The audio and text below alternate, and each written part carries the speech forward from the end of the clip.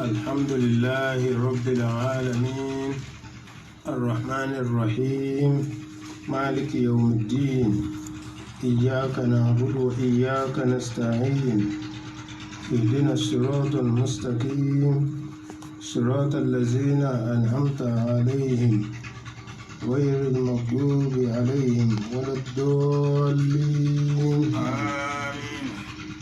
اللهم صل على سيدنا محمد الفاتح لما أغلق والخاتم لما سبق ناصر الحق بالحق والهادي إلى صراطك المستقيم وعلى آله حق قدره ومقداره العظيم سبحان ربك رب العزة عما يصفون وسلام على المرسلين والحمد لله رب العالمين. أعوذ بالله من الشيطان الرجيم. بسم الله الرحمن الرحيم.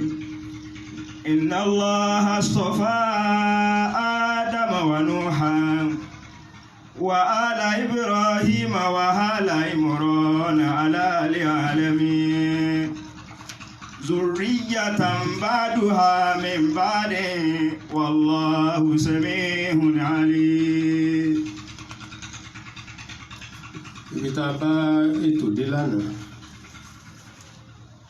ò ní pé àwọn àfáà wa tí wọ́n mú ẹ̀sìn wọ̀lú tí ẹ̀sìn tọwọ́ wọn fọ́nká ẹ̀sìn Islam tí wọ́n jagun ẹ̀sìn tí wọ́n fi pa kèfèrí rẹ́ ní èyí tó pọ̀ ní àwọn agbègbè Nàìjíríà.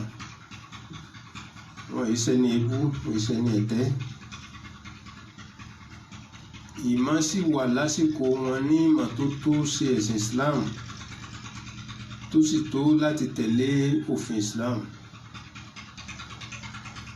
Láfi ní ẹ̀yìn ló tọ́ sí wọn ká sì dúpẹ́ fún wọn. Àwọn tí wọ́n tanná àdínì sílùú wa ẹ̀yìn ló tọ́ sí wọn. Ẹ̀yìn ló tọ́ sí wọn. Ká sì dúpẹ́ fún wọn. Ẹ̀yìn ló tọ́ sí wọn. Ká sì dúpẹ́ fún wọn. Àwọn tí wọ́n tanná àdínì sílùú wa ẹ̀yìn ló tọ́ sí wọn. Kò yẹ ká máa bú wọn. Kò yẹ ká máa tẹ̀ wọ́n. Àwọn tí wọ́n tanná àdínì sílùú wa ẹ̀yìn ló tọ́ sí wọn. Kò yẹ ká máa bú wọn. Kò yẹ ká máa tẹ̀ wọ́n. Àwọn tí wọ́n tanná àdínì sílùú wa ẹ̀yìn ló tọ́ sí wọn. Àwọn tí wọ́n ń bú wọn. Àwọn tí wọ́n ń tẹ̀ wọ́n. Ẹni tí wọ́n ṣe tí wọ́n tọ́ka ẹ̀ sí wa. Ìlú mélòó ni wọ́n sọ dìlú ẹ̀sìn kí wọ́n tọ́ka ẹ̀ sí wa. Àwọn tí wọ́n ń bú wọn. Àwọn tí wọ́n ń tẹ̀ wọ́n. Ẹni tí wọ́n ṣe kí wọ́n tọ́ka ẹ̀ sí wa. Ìlú mélòó ni wọ́n sọ dìlú ẹ̀sìn kí wọ́n tọ́ka ẹ̀ sí wa. Àwọn àfáà tí wọ́n lọ wọ́n gbìyànjú gbogbo tí n tó yẹ ká ṣe nínú ẹ̀sìn kí wọ́n fi lọ́lẹ̀ wọ́n ti fi lọ́lẹ̀ kí wọ́n tó lọ.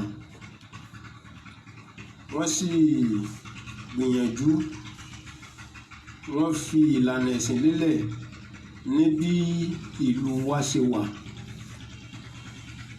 Nínú àwọn nǹkan tán fi lélẹ̀ tí àwọn ẹlẹ́nu wátawàta àsìyìn tán sọ láwọn ti dàfá pé tí wọ́n láwọn tòun aláìmọ̀kan ni wọ́n. Nínú ẹ̀ ni ìmọ̀ nínú àwẹ̀ báyìí tí wọ́n yan náfìlà fún kálukú pé náfìlà òru kínní rákà mẹ́jọ sálámà mẹ́rin fátíà kan wọ́n ṣàkà àwọn náfìlà náà bá tó dòru kejì wọ́n tún yan náfìlà míì fún wọn títí tí ó fi di òru ọgbọ̀n. Wọ́n ó sì máa sọ pé ẹni tó bá yan náfìlà yìí ó ní ládàá iye báyìí. Kódà wọ́n lè sọ pé ó ní ládàá ẹni tó lọ hajj ẹni tó lọ kínní. Àwọn tìsín bá dé wọ́n ní bídíà ni o àwọn aláìmọ̀kan làwọn àfáà tí wọ́n ṣe o àwọn kìíní ni ọ̀wọ̀ ìlú wa Nàìjíríà èèyàn mélòó ló mọ náfìlà yàn tó lè dá náfìlà yẹn pé ó dáa mo fẹ́ bẹ lọ́run kó sì dá yẹn fúnra rẹ̀ èyí làwọn àfáà wò nígbà yẹn pé ẹja máa yàn fún wọn láti fi lè fún wọn lákin tá a bá fún wọn lákin bẹ́ẹ̀ pé ẹni tó bá ṣe iṣẹ́ báyìí iye ládá báyìí ní òní wọ́n mọ bí wọ́n ṣe lè dáná fíláyàn fúnra wọn wọ́n sì rí i pé ọ̀lẹ pọ̀ nù wa ìlú tó jẹ́ pé ìlú tá a wà tó jẹ́ pé ọ̀pọ̀lọpọ̀ títí dìsìn bá a ṣe nímọ̀ kálẹ̀ tó yìí tẹ́lómi bá fẹ́ kí kúlú wà láò yẹn ó sì kéde sí ìlú tó jẹ́ pé báwọn míì bá ń ké fatia tó bá ṣe ilẹ̀ Yorùbá ni wàhálà láàlẹ́ náà kí sì wọ́n ti gbọ́ kò nídìí kan tún fún wọn mọ́ èyí ò làwọn àfáàwò tán fi gbé kalẹ̀ tí wọ́n bá tẹ̀ wá fẹ́ jẹ́ káwọn èèyàn mọ̀ pé ẹ lè yàn yìí tó bá wù yín o àmọ́ òótọ́ ọba mọ̀ ìtọ́ fẹ́ yàn kan lè yàn léyìn bẹ́ẹ̀ náà ní irú àwọn àfáà náà kọ́lọ́run kó bá a ṣàlékún ìkẹ́gẹ́ fún wọn. Àmín. àwọn míì bẹ́ẹ̀ nù wọn tó jẹ́ pé kéwù wọn ó ní lẹ́vù tó dé ṣùgbọ́n àwọn tí kéwù wọn bá ní lẹ́vù àwọn náà tún tẹ̀lé àwọn tí kéwù wọn gòkè ni. gẹ́gẹ́ bá a ṣe sọ lẹ́yìn àná pé àwọn bá Sheikh Adam ọlọ́run bá ṣe kókó kẹfà àwọn. àfẹ́lẹ́jì báwọn eléyìí o torí wọ́n kírun wọ́n gbààwẹ̀ wọ́n yọ sàká àyèmọye mọ́sálásí wọ́n kọ́ àyèmọye ẹlẹ́bọ wọ́n parẹ́ àyèmọye ṣe olórí wọ́n ṣe àyèmọye yẹn ni wọ́n wẹ̀ pẹ̀lú àwọn àṣìṣe ọwọ́ wọn náà àmọ́ ìmọ̀kan gbé wọn ṣàṣìṣe tí àwọn ọmọ méje táwọn wí fún ọtẹ́nu ọ̀kan ẹlẹ́bọ ni ó àwọn ọ̀dọ́lọ́gbọ́dọ́gbọ́dọ́ tẹ́ ń ṣe yàrá bí kàkíhùn àwọn ọmọ ní ẹlẹ́bọ ni wọ́n o torí gbogbo ohun tàbí lọ́lọ́gùn anabi náà wọ́n pè ní sahel anabi náà wọ́n pè ní kadab wọ́n pa anabi ló kúrọ̀ wọ́n pè ló pinna wọ́n pè ní owéré kò sí tí wọ́n ní pẹ̀yà tí a bá ti ṣe súnà ìyẹn ò ní ìtumọ̀ bọ̀tí gbígbọ́ tí wọ́n gbọ́ tí wọ́n gbà láti pè wọ́n ní kíni tí wọ́n bá kú síbẹ̀ àwọn kèfèrí ni wọ́n yẹ gbọ́dọ̀ ṣàdúrà kan àmọ́ àwọn tó ṣáájú yẹn tí nǹkan kan ò yé wọn ọ̀rọ̀ tí wọ́n tá tàmàṣí àtẹ̀lá.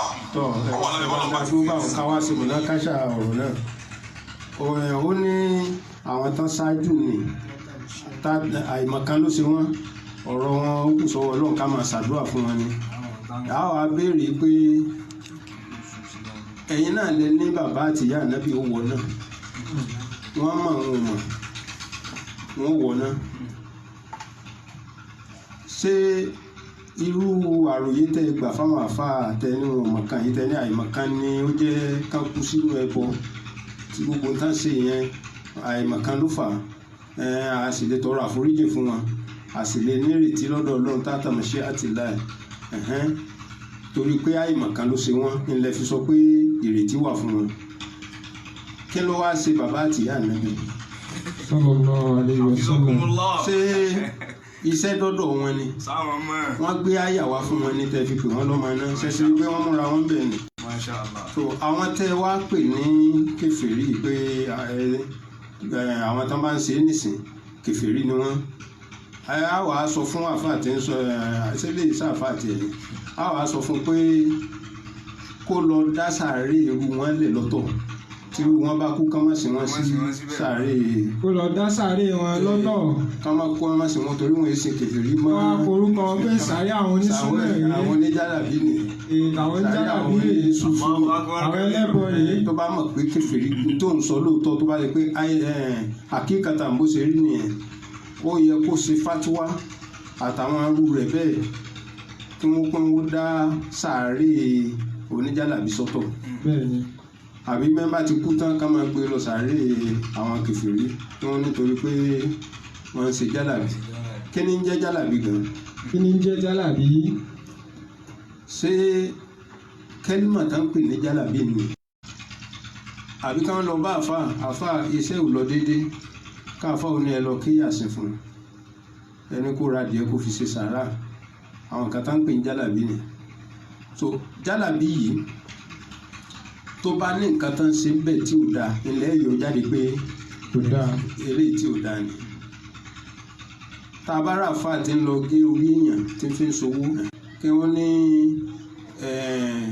ó dáa ìgbà kínní kọ lò tó bá ti lò nísìnyí ọ̀rìn tí ó ṣe ṣẹlẹ̀ kẹ́ni náà sì lò lóòótọ́ kó sì rí i pé òun yàgbẹ́ àmọ́ nǹkan míì ló ń yà bí ọ̀gà bí nǹkan kan bẹ́ẹ̀ so ẹni tó bá ṣe irú yìí ò pè náà nù nítorí pé ẹni tó fún un pé kó fi ya ọ̀gá nì kì í sóògùn ìgbà ni ẹni tó fọwọ́ gbáyàn tó wá yọ ẹyẹ nígbà yà rẹ̀ tó wá ní sọ rí pé àwọn ayé ló ti wọlé sí ọlá ìdánù kì í sóògùn àmọ́ oògùn ni pé ká ní ó dáa orí ń fọ́ lágbájá ẹ mú ewé kan ẹ pápọ̀ méwé kan ẹ wá po sómi ẹni kó mú bẹ̀ kó fi fọ orí oògùn ni.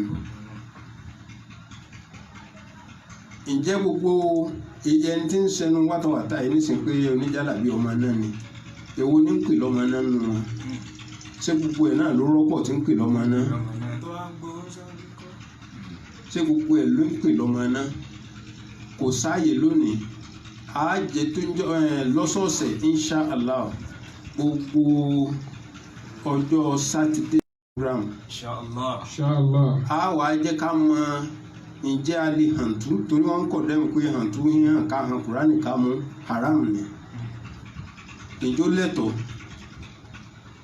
a lè hàntú ká mú ìwẹ̀ ńkọ́ là ń lọ nísìnyí ṣùgbọ́n níta fẹ́ mọ̀ ni pé irú ẹni yìí tí ń sọ̀rọ̀ yìí nísìnyí àtẹ̀yàn rí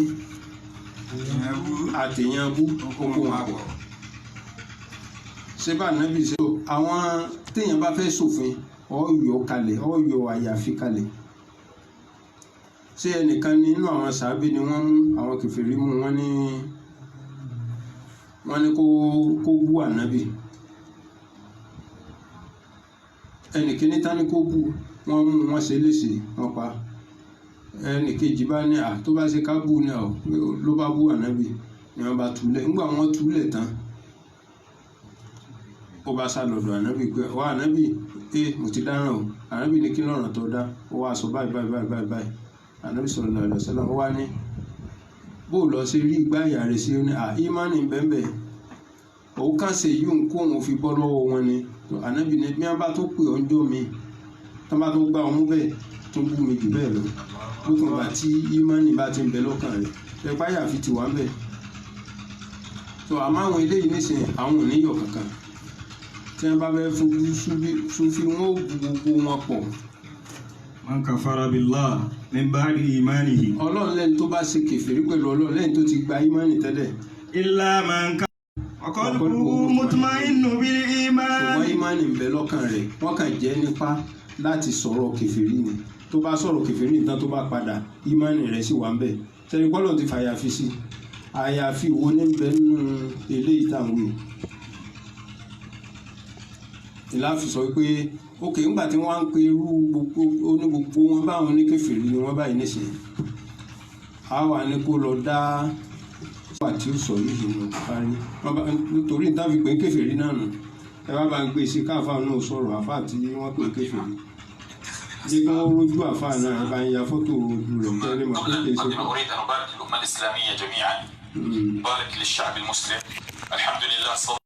ó lámọ̀ wọn táwọn tó ń wí yìí wọ́n ti sọ ń di kèfèrí tó ń ti la ilaha illallah tí ń bẹ lára wọn ó yà máa bá ń wí èso.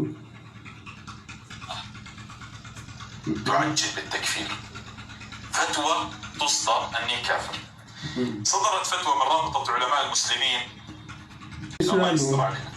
يقول فيها محمد بن خالد يقول التشكيك في صحيح البخاري خروج عن إجماع الأمة والخروج عن إجماع كفر ó ní kéèyàn máa ṣe iyèméjì wípé sọ̀hí Bukhari bóyá ó ní àdìsí dọ̀yìn fún un ó ló ti jáde kúrò nínú. نعم أشك بصحيح البخاري ولا بد من مراجعة صحيح البخاري. صحيح البخاري لما جمع الأحاديث جمع 17,000 حديثا ألقى 10,000 حديث في البحر هو شك فيها وأخذ 7,000 حديث هذه هو شك أن كفر البخاري. الدارقطني شك بصحة البخاري كفر الدارقطني. الألباني ماذا يقول شيخ الألباني عن صحيح البخاري؟ wájú òun wípé àwọn àdìsí kan wà tí ò lálàáfíà nù sọ̀hí Bukhari àwọn àdìsí náà bá yóò jáde bá sọ bó ní Albani ṣe sọ̀rọ̀ rẹ̀. amma annahu sabaqa li أن ضعفت أحاديث البخاري. Imam Albani ní ó ti gba kálukú náà ti mọ̀ ṣáájú pé mo dọ̀ áfà àwọn àdìsí kan lọ sọ Bukhari mo ní dọ̀ yìí fún mi. فهذه الحقيقة يجب الاعتراف بها. Imam Albani ní kárí àdìsí tí ò lálàáfíà lọ sọ Bukhari ká sì jẹ́wọ́ pé kò lálàáfíà ó ní dandan ní ká jẹ́wọ́ pé kò lálàáfíà. ولا يجوز إنكارها. kò yẹ ká takò pé ó lálàáfíà kò lálàáfíà ṣe bí sọ Bukhari ni ẹ máa fi ṣiṣẹ́ ìṣó ó ní Imam Albani ní kò lẹ́tọ̀ọ́. بين الإمام البخاري والإمام مسلم قد قام بواجب تنقية هذه الأحاديث التي أودعوها في الصحيحين من 100 الألوف من الأحاديث. هذا جهد عظيم جدا. ولذلك Ọlọ́run sọ pé wọn ò gbìyànjú àti Imam Bukhari àti Muslim òun sọ pé wọn ò gbìyànjú lórí àdìsí tán kójọ yìí kéèyàn kó àdúrà àdìsí níjọ wàhálà ńlá ni wọ́n ṣe. ولذلك فليس من العلم وليس من الحكمة في شيء أن أتوجه أنا إلى نقد الصحيحين. ó ní kì í ṣe pé òun fẹ́ máa tako sọ̀hí Bukhari àti Muslim kan. وأدعو الأحاديث الموجودة في السنن الأربع وغيرها غير معروف صحيحها من ضعيفها. لكن في أثناء البحث العلمي تمر معي بعض الأحاديث في الصحيحين أو في أحدهما فينكشف لي أن هناك بعض الأحاديث الضعيفة. ó ní ṣùgbọ́n gbà tó ń bẹ̀rẹ̀ sí sáàchì lọ òun wá kan àwọn àdìsí kan tó jáde nínú Bukhari àti Muslim àbí tó jáde nínú ẹyọ kan nínú méjèèjì tó ń sì padà sáàchì pé àwọn àdìsí náà wọn ò lálàáfíà. لكن من كان في ريب مما أحكم أنا على بعض الأحاديث فليعد إلى فتح الباري فسيجد هناك أشياء كثيرة جدا ينتقدها الحافظ أحمد بن حجر العسقلاني. ó lẹ́ni tó bá wá sọ pé Albani pé tuntun dé o ó ní Buhari àti Muslim bóyá pírọ́blẹ́mù wà ń bẹ̀ kó lọ padà sí tírà Fathul Bari الذي يسمى Sahih Bukhari tí Imam Ibn Hajar al-Asqalani tó ṣe ó ní yóò rí i pé Imam Ibn Hajar yìí ó tọ́ka sí àwọn àdìsí tó pọ̀ ń bẹ̀ tí ń sọ pé àwọn àdìsí yóò kò ṣe é fẹsẹ̀. الذي يسمى بحق أمير المؤمنين في الحديث. والذي pé Ibn Hajar yìí gan òní wọ́n pè ní Amirul Mu'minin tó bá dọ̀rọ̀ àdìsí tán òní wọ́n pè bẹ́ẹ̀. والذي أعتقد أنا وأظن أن كل من كان مشاركا في هذا العلم يوافق على أنه لم تلد النساء بعده مثله. ó ní tó ń sì mọ̀ pé gbogbo àwọn tán nímọ̀ nípa àdìsí àwọn bímọ obìnrin wọn àti ìbí ọmọ tó dàbí Ibn Hajar yìí nípa kámọ̀ nípa àwọn àdìsí èyí náà tẹ̀síta ti kà náà ti tó bẹ́ẹ̀. ìwọ tó bá wá ní bóyá bá ṣe ń kànú tíra kò rí bẹ́ẹ̀ fídíò rẹ̀ ń bẹ tí ìwọ náà bá tó fẹ́ wò yìí tó bá wà ń bẹ tó wà ń tòsí fídíò Albani gangan ó ní ó yá ẹgbẹ́ sí fún gbọ́ díẹ̀ nù rẹ̀ ká tó máa lọ.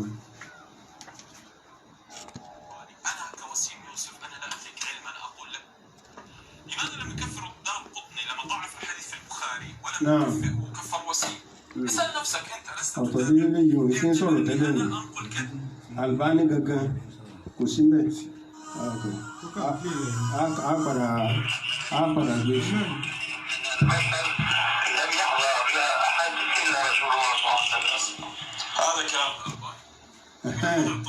Wasim tí ń sọ̀rọ̀ yìí òun ló gbé sọ́ọ̀tù Albani sí i àmọ́ téèyàn bá fẹ́ wò kó lọ sáàchì lórí íńtánẹ́ẹ̀tì ẹ rí Albani gangan tí ń sọ pé Sahih Bukhari gbogbo àdìsí rẹ̀ kọ́ ló Sahih ìtàn tó tàbá wa fẹ́ nísìnyí àfáà tí wọ́n ń sọ̀rọ̀ yìí Wasim yìí Sheikh Wasim alùsùnà ni ṣùgbọ́n tó yẹ ó pé kèfèrí náà ni pé ó sọ pé òun rí àdìsí tí ò lálàáfíà ló Sahih Bukhari ó tán tàtórí ẹ̀ pé kèfèrí sí ni ṣùgbọ́n tá máa ń ṣe wá sí àwọn ìpéyàn kèfèrí ò ẹ̀rọ àwọn míì wọ́n ni àwọn ò sọ pé Sufi ò dáa àwọn kankan ló kàn wá ń bẹ̀ táwọn fẹ́ ṣàtúnṣe ìwọ fẹ́ ṣàtúnṣe Sufi ìwọ òun náà dà tọ́lọ́ fẹ́ ṣàtúnṣe Sufi wọ́n ó sọ bẹ́ẹ̀ ní kọ̀rọ̀ àmọ́ tán bá dé gbangba tán wọ́n kọ̀ndẹ́mù gbogbo èèyàn yẹn ọ̀tún bá ti dé kọ̀rọ̀ tán bá pàdé àwọn àfa ńlá wọn ní tó àwọn ò sọ pé súfì gbogbo súfì ò dáa àmọ́ tán bá dé kọ̀rọ̀ tán ọ̀tọ̀ ni tí wọ́n máa sọ. ẹ wá já padà sínú ọ̀rọ̀ Ibn Taymiyyah lórí ọ̀rọ̀ pé ká máa sáré péyàn ní kèfèrí kí ni Ibn Taymiyyah sọ ń pa ẹ̀. وأنت تجد كثيرا من المتفقه إذا رأى المتصوف والمتعبد. wọ́n ní ó ṣeé ṣe kọ́ ọ máa rí àwọn ẹlòmíín nínú àwọn tán rò pé àwọn gbàgbọ́ yé ẹ̀sìn إذا رأى المتصوف والمتعبد. tí wọ́n bá rí àwọn súfí àbáwọn olùsìn lọ́hùn. لا يرون شيئا إلا جهالا دلالا. kò sí nǹkan tí wọ́n kà wọ́n kún ju pé àwọn aláìmọ̀kan lélẹ̀ àwọn tó ń sọ àwọn èèyàn nù lélẹ̀ táwọn náà sì ti sọnù wọn à ní kàákún pé bóyá wọ́n tiẹ̀ ní oore kankan la. ولا يعتقد في طريقهم من العلم والهدي شيئا. wọ́n sì máa wò ó pé ìlànà súfì ni àbí ìlànà tàríkà ni kò tiẹ̀ wá sáǹfààní kò sí mọ̀nà kankan bẹ́ẹ̀ bí ẹni pé gbogbo ẹ̀ látòkè délẹ̀ irọ́ ni. وترى كثيرا من المتصوفة والمتفكرة لا يرى الشريعة والعلم شيئا. wọ́n sì rí inú àwọn onísúfì mi náà tó jẹ́ pé wọ́n tí wọ́n bá rí àwọn àáfàá záìrí wọn à ní káwọn kún kankan torí pé wọ́n gbà wọn ò ti ṣe súfì. بل يرى أن المتمسك بهما منقطع عن الله. ẹni tí súfì mi yóò máa rí i pé àwọn àfáà oníṣẹ̀ríà àbáwọn àfáà onílógà kankan yóò máa rí i pé bóyá àwọn àti ẹ̀ láǹfààní kankan látòrí wọn mọ kankan. وأنه ليس عند أهلها شيء مما ينفع عند الله. wọ́n sì máa rò pé bóyá àwọn àti ẹ̀ láǹfààní téèyàn fẹ́ jẹ pé bóyá gbogbo tí ń bẹ lọ́dọ̀ wọn irọ́ ni. والصواب. Ibn Taymiyyah ló wá fẹ́ dájọ́ ìgbogbo alùsùnà tó bá ní tó bá rí pé tí ń sọ yìí bóyá ìsọkúsọ ni ẹ wá jábọ̀ Ibn Taymiyyah fẹ́ sọ rahimahullah. والصواب. ó ní èyí tó dáa jù tó jẹ́ òdodo. أن ما جاء به الكتاب والسنة من هذا وهذا حق.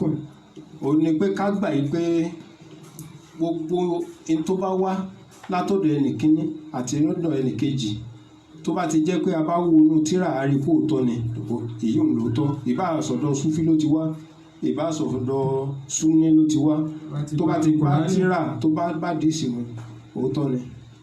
ومن خالف الكتاب والسنة من هذا وهذا باطل. èyí tó bá sì yapa kìtàbù wa súnà ìbá àṣẹ látọ̀dọ̀ alùsúnà ló ti wá ìbá àsọ̀dọ̀ àáfà oníṣẹ̀ríà ìbá àsọ̀dọ̀ súfí ni tó bá ti jẹ́ pé a wò ó agbésórí òṣùwọ̀n ṣẹ̀ríà ó takora wọn èyí ń là ń pè nírọ́ kò mọ́ta pé bóyá ibì kan ló ti wá. قلت tó àfọ onítìrà wa ní òun wá sọ báyìí. ما أصدق هذا القول وما أصوبه. gbogbo ọ̀rọ̀ tí Ibn Taymiyyah wa sọ yìí àfààní bó lọ̀rọ̀ yìí ṣe wá dáa tó bó lọ̀rọ̀ yìí ṣe bó lóyún ò bá ṣe bá a mú tó. ولولا أن ابن تيمية كان في كثير من المسائل يقدم رجلا ويؤخر أخرى. tí ì bá sọ la pé Ibn Taymiyyah fúnra rẹ̀ nígbà míì tó bá débi ọ̀rọ̀ míì yóò lọ wájú tó bá sọ̀rọ̀ níbì kan lórí tọ́pìkì ẹyọ kan lórí pọ́ìntì ẹyọ kan yóò lọ wájú ibòmíì tó bá tún dé ọ̀nà ibòmíì tí bá tún sọ̀rọ̀ lórí tọ́pìkì ẹyọ kan náà tó bá ní ó dá níbì kan tó bá dé ibòmíì ó tún ní kò rí bẹ́ẹ̀ kò tún dá mọ́. إذا قال بثبوت أمر مرة فإنه سيقول بنفيه مرارا. tó bá ní ọ̀rọ̀ kan rinlẹ̀ pé bó ṣe wá nù súnà nù tó bá tún débò míì ẹ̀ tún rí pé yóò ní rárá kò rí bẹ́ẹ̀ kò sínú súnà. ومن العجب àfààní tó wá yáyàn lẹ́nu jù. أن ابن تيمية الذي وصف المتوسلين بالصالحين بالشرك هو الذي يقول في موضع آخر وقد سئل عن الذي كفر في مسألة التوسل. wípé Ibn Taymiyyah tó sọ wípé kíni. الذي وصف بالصالحين بالشرك. ó ní wasafa al-mutawassilina bis-salihina bish-shirk Ibn Taymiyyah tó ròyìn àwọn tán ń ṣe ayé tán ń fi ọlá àwọn ẹni ọlọ́run tán fi ń ṣe àkàsọ̀ ó ròyìn wọn pé ẹbọ ni wọ́n ń ṣe. هو الذي يقول في موضع آخر وقد سئل عن الذي كفر في مسألة التوسل. wọ́n wá bi léèrè níbi kan pé ǹjẹ́ ọ̀rọ̀ káfọlá ànábì tọrọ yìí ṣé ó burú débi alẹ́pẹ̀rú ẹni tó bá ṣe bẹ́ẹ̀ ní kèfèrí ni pé kéèyàn fọlá ànábì tọrọ. فقال في جوابه ó wá ń sọ nínú èsì rẹ̀. فإن هذه مسألة خفية ليست أدلتها جلية ظاهرة. Ibn Taymiyyah wá ń sọ pé ọ̀rọ̀ káfọlá ànábì tọrọ káfọmọ́fọlá ànábì tọrọ yìí ọ̀rọ̀ kan ni tó jẹ́ pé kò là pérégedé débi téèyàn lè gé ọ̀rọ̀ hàn lórí ẹ̀ pé ó dáa kò dáa. والكفر إنما يكون بإنكار ما علم من الدين ضرورة. ó ní ta lè pè yàn kèfèrí sí ni tí gbogbo ayé ti mọ̀ pé eléyìí òfin tó rinlẹ̀ tí ò sí èméjì bẹ́ẹ̀. أو بإنكار الأحكام المتواترة والمجمع عليها. àbí kéèyàn ó tako ìdájọ́ kan tó jẹ́ pé gbogbo àfáà panupọ̀ pé ìdájọ́ yìí bó ṣe rí ni ó dáa ni kẹ́nìkan wá ní kò dáa àbí ká ní kò dáa kẹ́nìkan ló dáa. ونحو ذلك. ثم قال واختلاف الناس فيما يشرع من الدعاء وما لا يشرع كاختلافهم هل تشرع الصلاة عليه عند الذبح وليس هو من مسائل السب عند أحد من المسلمين. oníṣùgbọ́n gbogbo tó bá ti jẹ mọ́ ọ̀rọ̀ àdúrà eléyìí ká fi ṣàdúrà yìí ò jẹ́ ká fi ṣàdúrà gbogbo àwọn nǹkan báyẹn kò nídìí ká ṣẹ̀ṣẹ̀ máa búra wa kálukú sọ làákàyè rẹ̀ níbẹ̀ kó sì kọjá ni. إلى أن قال بل المكفر بمثل هذه الأمور يستحق غليظ العقوبة. ó wá bọ́rọ̀ náà lọ débi tó Ibn Taymiyyah rahimahullah wọ́n sọ pé gbogbo ẹni tó bá hùwà báyìí bóyá torí pé nǹkan fọlá ànábì tọrọ lásán ló wá torí ẹ̀ pé kèfèrí ó ní irú ẹni báyẹn ó yẹ kí ìjọba tán bá ń ṣe ìjọba Islam ká fìyà jẹ dáadáa. ما يستحقه أمثاله من المفترين. ó yẹ ká fi irú ìyà tó bá tọ́ sí ká fi jẹ. لا سيما مع قول النبي صلى الله عليه وسلم من قال لأخيه كافر فقد باء بهما أحدهما. ó ní nítorí pé gbólóhùn tá ànábì ti sọ pé ẹni tó bá pe ẹnì kejì rẹ̀ kèfèrí mùsùlùmí ẹgbẹ́ rẹ̀ tó bá ní kèfèrí ni tẹ́ni ó ti ra kèfèrí fẹ́nìkan náà méjèèjì tẹ́ni tó pè ń kèfèrí tó bá jẹ́ lọ́dọ̀ Ọlọ́run kì í ṣe kèfèrí ni tí wọ́n sì pè ń kèfèrí a jẹ́ pé kèfèrí yẹn yóò padà sórí ìwọ tó pè ń kèfèrí. àṣé ó yẹ ká sọ pé àwé tó ń pe gbogbo àwọn èèyàn kèfèrí a jẹ́ pé òun gangan ni kèfèrí torí gbogbo àwọn tó pè ń kèfèrí ni a ní sáyè rí ọ̀pọ̀ tiẹ̀tiẹ̀ múmi nínú wọn. tọ́ òun náà tó wá ń sọ báyìí pé a gbọ́dọ̀ pè yẹn kèfèrí ẹ wá tún já gbọ́ Hakama Ibn Taymiyyah على نفسه òun gan sọ pé ọ̀rọ̀ tí àwọn àfáà bá yàpẹ̀ ẹnu sí táwọn kan ní kò sí nǹkan kan táwọn kan ní kò dáa táwọn kan ló dáa irú ọ̀rọ̀ báwọn kò yẹ ká pèèyàn kèfèrí nítorí ẹ̀ ẹni tó bá pèèyàn kèfèrí ó yẹ ká fìyà jẹ ẹ wá tún gbọ́ nǹkan وأفتى بتعزير المكفر في مثل ذلك بما يستحق من غليظ العقوبة وهو نفسه يكفر المسلمين في نفس المسألة. òun gan ni wọ́n tún pe àwọn mùsùlùmí kèfèrí báyìí lórí ní tí wọ́n ti pe ẹnìkan ní Sheikh Islam. ìwádìí sì wá. níta ànábì ti pe ànábì gan bẹ́ẹ̀ torí ànábì gangan làgbà Sheikh Islam. ó ní bàbá Islam. ìwádìí sì wá. ẹ wá mú wánú ayé Kùránì àbádìsí tó sọ pé Sheikh Islam ńlá ànábì àbí tá ànábì pé ẹnìkan ní Sheikh Islam. tọ́ Ibn Taymiyyah sì ní ẹ̀ ń pè ní Sheikh Islam. àmì ẹ̀gbọ́n nísìnyí ó dájọ́ pé a gbọ́dọ̀ pera wá kèfèrí lórí pé ọ̀rọ̀ tẹ́ ń yapọ̀ ẹnu sí àákùnrin ànábì tọrọ lásán kákan pè yẹn kèfèrí ó lé ká bá rú ẹni bẹ́ẹ̀ wí. òun náà fúnra rẹ̀ náà ló tún wá sọ pé ẹni tó bá fọlá ànábì tọrọ kèfèrí ọ̀rọ̀ tó sọ gangan ó yá bá ń ka náà sí. وهو يعني المتوسلين بالصالحين في مغيبهم وبعد وفاتهم والمشركون من هؤلاء قد ó يقولون ní àwọn ẹlẹ́bọ nínú àwọn tó ń fọ láàánábì tọrọ yìí.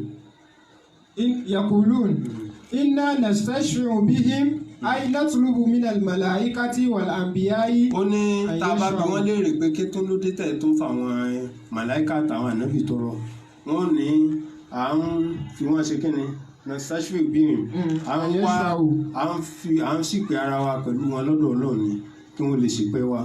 فإذا أتينا قبر أحدهم. pé tó tá a bá lọ síbi sàárè ìkànnú àwọn ẹni Ọlọ́run tá a fọkàn sí pé ẹni Ọlọ́run ni. طلبنا منه أن يشفع لنا. a bẹ̀ lọ́wọ́ ọba a wàá fi ọlá rẹ̀ tọrọ kọ́lọ́run owó tiẹ̀ mọ́ wa la. فإذا صورنا تمثاله والتماثيل إما مجسدة وإما تماثيل مصور.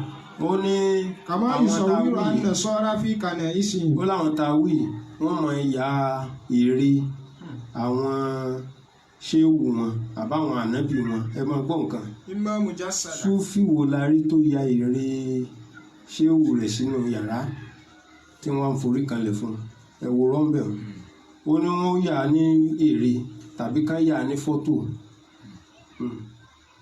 كما يصورها النصارى في كنائسهم. báńkẹ́ báwọn nàṣàrà ṣe máa ń yà sínú chọ́ọ̀chì wọn tí wọ́n ya ère Jésù sí inú chọ́ọ̀chì.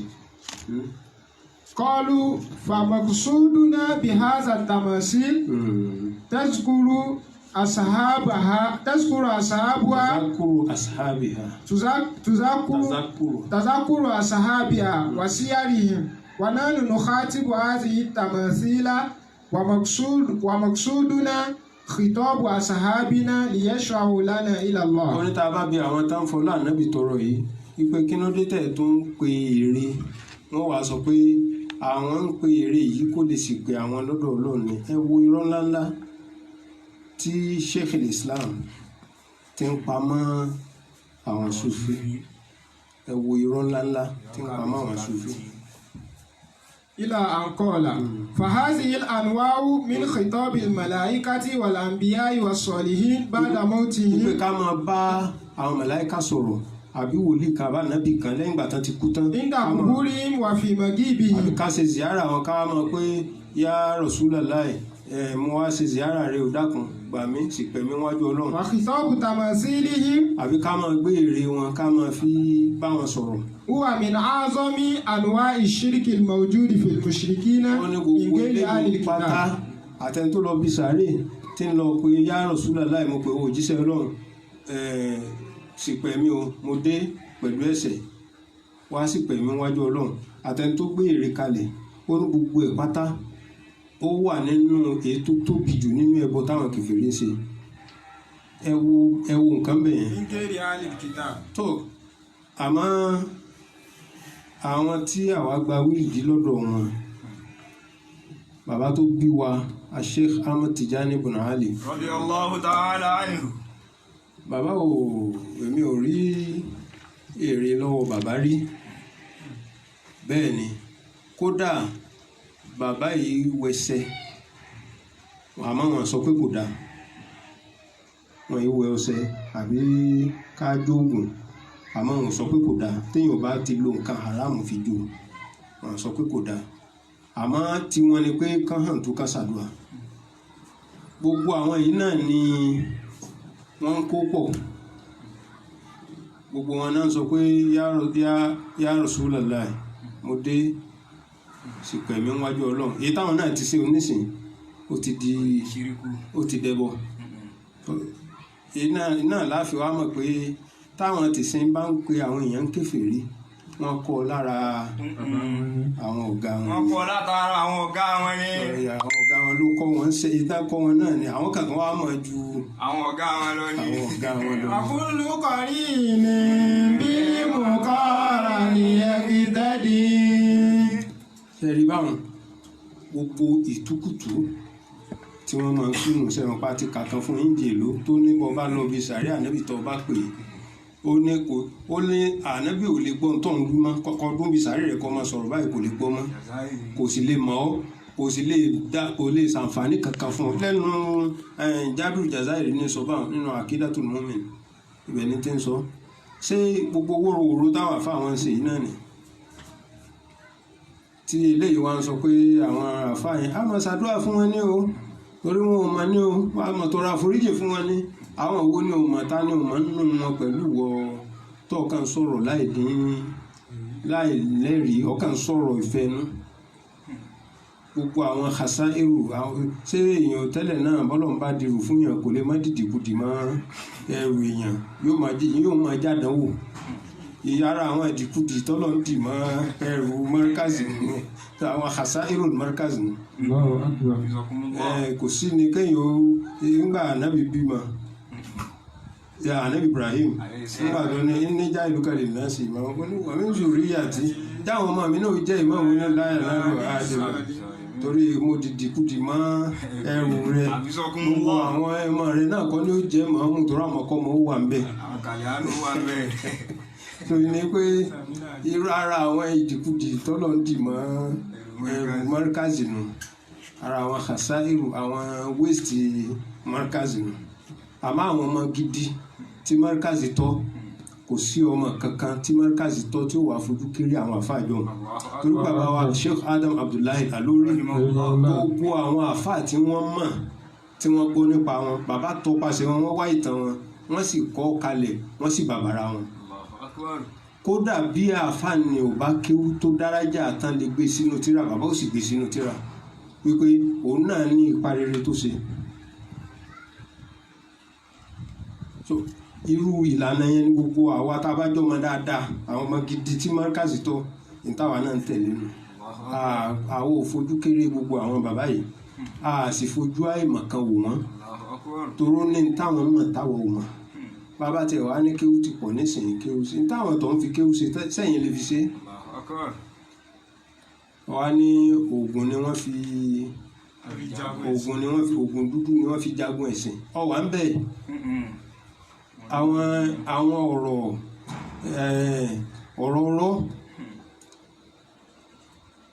àwọn ọ̀rọ̀ tí ò sojú rẹ tó sì ń lẹ̀ mọ́ àwọn ẹni Ọlọ́run la ọ sojú rẹ tán fi ń fi oògùn idán tán fi ń kójọ tán láwọn fi ń jagun tó fi sọ pé oògùn ni wọ́n lò tán fi sọ kèfèrí di Islam wàlá takfu ma laysa laka bihi ilm nítorí náà ìsọkúsọ gbá àwọn ọmọkọ́mọ gbá nírú àwọn ọmọ báyìí ìsọkúsọ báyìí ọmọkọ́mọ gbá ni wọ́n èmi wọ́n ń fẹ́ rinlẹ̀ pé gbogbo àwọn àfáà táwọn wí ẹni Ọlọ́run ni wọ́n àwọn ni wọ́n mú ìṣọ̀kan ni wọ́n fi kọ́ wa nínú Islam. ìṣọ̀kan náà fi kọ́ wa nínú Islam. ẹ̀yin lẹ dé tẹ́ jẹ́ ká tẹ́ ń sọ pé àṣọ̀kan mọ́. ẹ̀yin lẹ dé tẹ́ ń sọ pé àṣọ̀kan mọ́. ẹ̀yin lẹ ní lẹ ya mọ́sálásí yín sọ́tọ̀ sẹ́yìn tó ń sọ pé àwọn mọ́sálásí ti tẹ́lẹ̀ tán gbé kalẹ̀ yìí àwọn ẹlẹ́bọ ni wọ́n àwọn bídíà ni wọ́n ẹ̀ lè kírun lẹ́yìn wọn. nínú yín ni nínú yín làwọn ti ń pe bàbá rẹ̀ ń kèfèrí nínú yín làwọn tí wọ́n da ìyá rẹ̀ láàmú nílé tí wọ́n sọ pé ìyá àwọn aláìmọ̀kan ní èyàn ọmọ dáhùn kankan mọ̀. fọ́tò kò lárò kiri.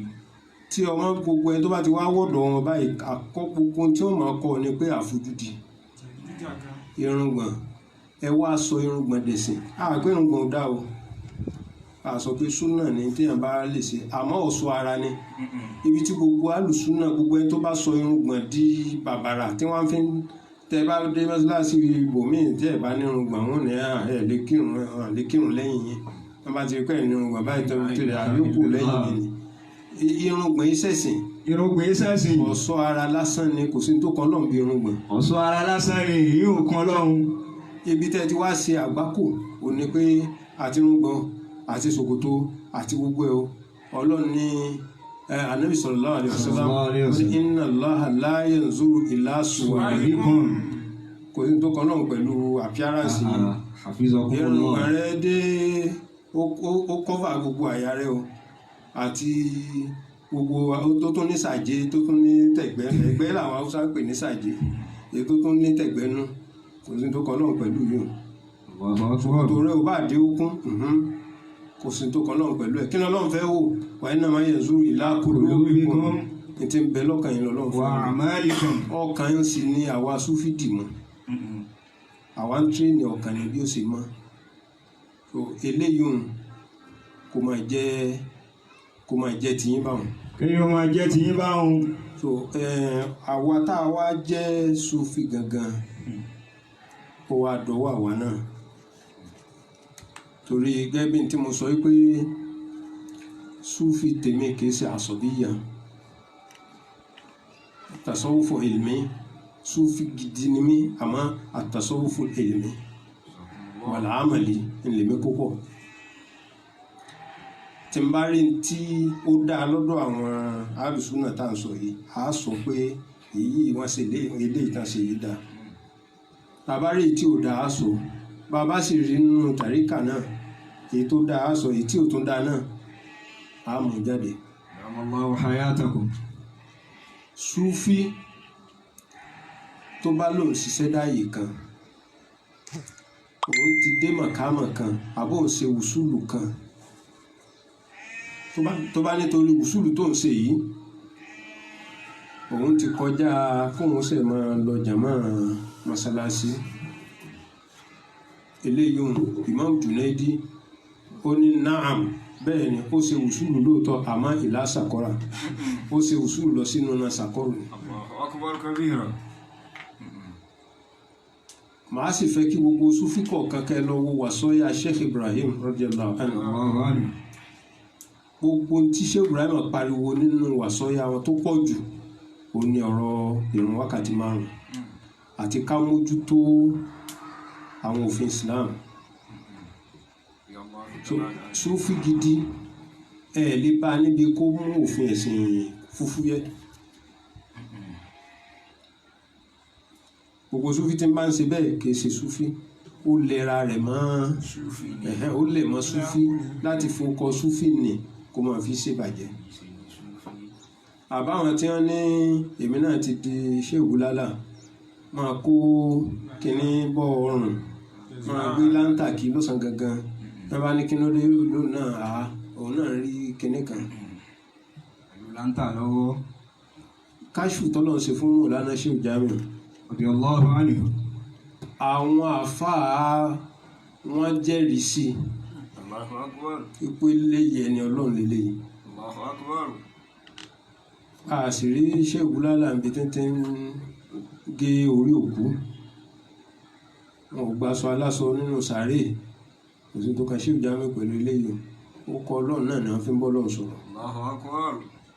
so fún di eléyìí báyìí tẹ̀síwá tẹ̀ ń kó sọ́run yẹn kò ní nǹkan kan ṣe pẹ̀lú yín ntí kan túmọ̀ ní pé ẹ fẹ́ fira yín hàn pé èmi náà ti di wòlíì gbogbo ẹni tó bá sì ti ń fira rẹ̀ hàn gẹ́gẹ́ bí àwọn ṣùyókù wa ló tasawuf sọ pé gbogbo ẹni tí bá ti ń fira rẹ̀ hàn pé òun ti débẹ̀ àwọn ṣùyókù wa ni kò ní débẹ̀ tí ó fi kú. La ilaha illallah. wọ́n ní èèwọ̀ ní fún kó débi tó lòun dé nì tí ó fi kú lórí náà gbogbo ẹ̀yin tẹ́ ẹ̀ máa ń ṣe bẹ́ẹ̀ ẹ̀yin náà ẹ̀ lọ sọ́ra. ẹ lọ ṣọ́ra yín. Inshallah gbogbo sátidé lẹ́yìn àwẹ̀ a máa wo program a máa ṣe program wa ṣùgbọ́n àsìkò tá a fi sí ọwọ́ aago 8 láàárọ̀ sátidé Inshallah. ṣe tí àsìkò ó bá tó change á jẹ́ kẹ́ mọ̀ Ọlọ́run kó jẹ́ àjùgbà náà lọ Inshallah. Ọlọ́run jẹ́ ká ṣe ọdún ayọ̀. Gbogbo èyí tó wà ń ta yìí ọ̀rọ̀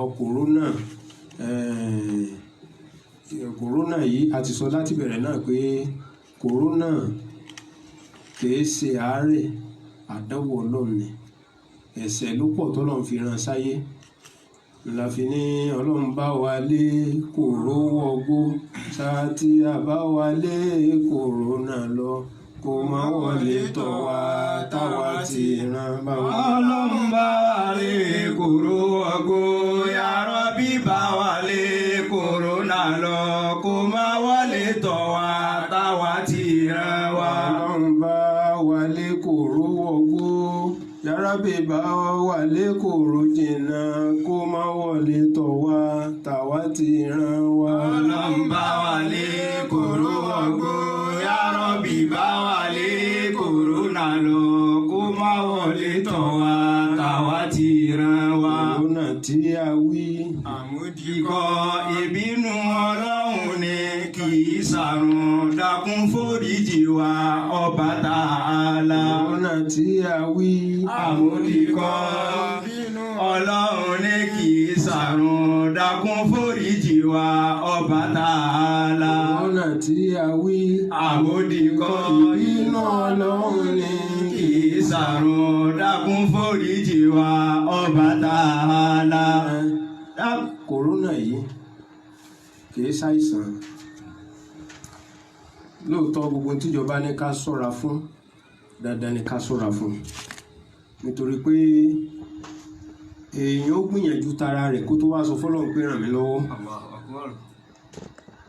ó ní gbogbo ká máa fọwọ́ ká máa bomú gbogbo kínní ní ìsìláàmù ti fi kọ́ wa tẹ́lẹ̀ ojoojúmọ́ làwa ń fọwọ́ tiwa lẹ́ẹ̀ma ní ẹ̀ẹ̀márùn lóòjọ́ á sì fọ́ ní ẹ̀ẹ̀márùn ẹ̀ẹ̀mẹ́ta ní ọ̀kọ̀ọ̀kan bẹ́ẹ̀ náà sì ni tá a bá fẹ́ yánwò ṣẹ̀ríà ní ká fẹ́ ọwọ́ bu ẹnu á fọwọ́ bu ẹnu wa ká tó yánwò àṣé ìsìláàmù ti ń kọ́ wa ní ìpalẹ̀mọ́ kòró tẹ́lẹ̀ kó tó wá wọlé ìní pé Ọlọ́run bá wà lé kòró ọgbọ́n yàrábì bá wà lé kòrónà lọ kó má wọlé tọ̀ wá táwa ti ràn wá. kòrónà tí a wí.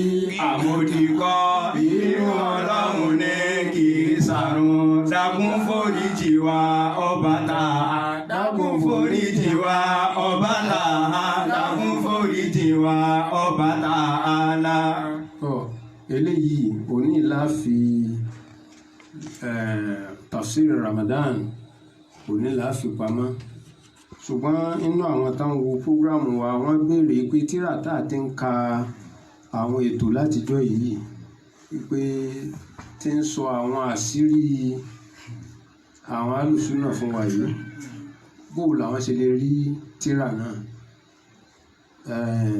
ẹni tó bá ń fẹ́ kó kọ́ńtàtì nọ́mbà tí ẹ ti fi nọ́mbà sí nọ́mbà yẹn wọ́n ti sẹ́ǹdì ẹ̀ sí orí Facebook so tẹ́ bá ti rí tẹ́ bá pè inṣàlá gbogbo ibi tẹ́ bá wà tíra náà tẹ̀ ẹ́ lọ́wọ́ inṣàlá tí béèrè míì náà bá wà àbí observation kankan ẹ lè béèrè àìwá mà ó ṣeé ṣe ká rí àwọn sálàfì kan tí wọ́n fẹ́ máa sọ pé ká ní mo bá mọ ibi tí àfáà yẹn bá wà ní ìbá pé ìjókòó kájọ ṣe kábàlà èyí tọ́lọ́wọ́ fi mú ọ pátápátá nù tọ́lọ́ bá tẹ̀ ní ọdún lẹ́yìn èyí tó fi kóra rẹ sọ tó fi ṣera rẹ ṣe sí i bọ́ bá mọ̀ pọ̀ fẹ́ bá mi ṣe kò sí wàhálà sáàtì invite sọ jẹ́ ká mọ̀ àjọ àmọ̀ bá ṣe àṣeyànjú ọ̀rọ̀ rẹ̀ arrange ara wa insha Hafizakumullahu ta'ala. tó bá sì ní ìbéèrè mi àbí ẹ sáà fi sọwọ́ sí orí láì wa insha Allah yóò máa gbọ́ èsì lórí ẹ̀ ọlọ́run ọba gbogbo tá a ṣe nínú àwẹ̀ pátá èyí tó bọ́ sínú ìyọ́nú ọlọ́run kó gbà lẹ́sìn fún wa kó fi ṣe ìpẹ̀sẹ̀ rẹ fún wa èyí tí ò ṣe déédéé ń bẹ̀ ọlọ́run ọba kó fi owó tànábì mọ́ wa la tòrá wa náà là á máa dá wákà pé ọlọ́run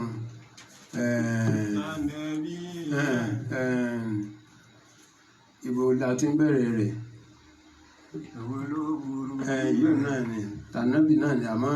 ẹ jẹ́ ká ṣiṣẹ́ sílẹ̀ táwọn lọ bá lọ́hùn. ẹ jẹ́ ká oríjì mi ọlọ́run mi kò sì tún kẹ́mi orí mi lẹ́rù rẹ̀ àlàyé gbọ́ràn tó bá jí mi nílé ayé mi ò ní dúpẹ́ máa jí lóòrọ̀ máa sì ṣe ọlọ́run máa túbà lọ sọ́dọ̀ rẹ̀ tó bá di lálẹ́ máa ní mi ò tún ṣe irú rẹ̀ máa láyé onípẹ́ kò ní jìnnà máa tún ṣe irú rẹ̀ bó bá ó ti tèmi ọmọ ti dára tánà bí náà ní ọ̀hún mọ́mí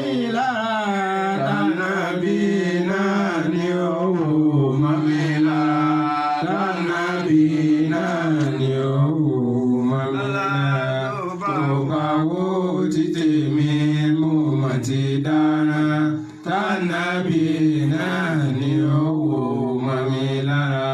Ṣéèkù Tìjàní ni ó wò mọ́ mi lára. Ṣéèkù Bàrámà ni ó wò mọ́ mi lára. Tó bá wo títè mi mo mọ̀ ti dára tánàbí náà ni ó wò mọ́ mi lára. Ṣéèkù Ádámà ni ó wò mọ́ mi lára. Ṣéèkù Kàmálì ni ó wò mọ́ mi lára. Bàbá mi Ṣéèkù Tìjàní ni ó wò mọ́ mi lára. Tìjàní Àlíyù ni ó wò mọ́ mi lára. Tó bá wo títè mi mo mọ̀ ti dára tánàbí náà ni ó wò mọ́ mi lára. Ìkọ́dé wa astu nusratu qaumi. Man sha'a yakbal man sha'a yasi. Man sha'a yazum man sha'a yusni. Ana la yaduruni lawmatul lawami. Bó ti jẹ́ lẹ́gbọ́ yẹn àti wí tàwa náà. Ẹni tó bá wù kó gbà, ẹni bá wù kó kọ̀. Bá wù yín kẹ́ bú wa, bá wù yín kẹ́yìn wa. Ọba tó ní sọ́lọ́dọ̀ yóò fi sọ́rí sọ wá. Rabbi ya wakilu Afrika tawili. Rabbika malazi alaika litijai alaika tikali Rabbika asiku wa ala haulika ala quwwatika itimadu amri ya mujira mandara rabbana ajina sallallahu sayyidina Muhammad al-Fatima سبقنا سلاك بالحق والهادي صراطك المستقيم وعلى آله حق قدره ومقداره العظيم سبحان رب العزة عما يصفون وسلام على المرسلين والحمد لله رب العالمين.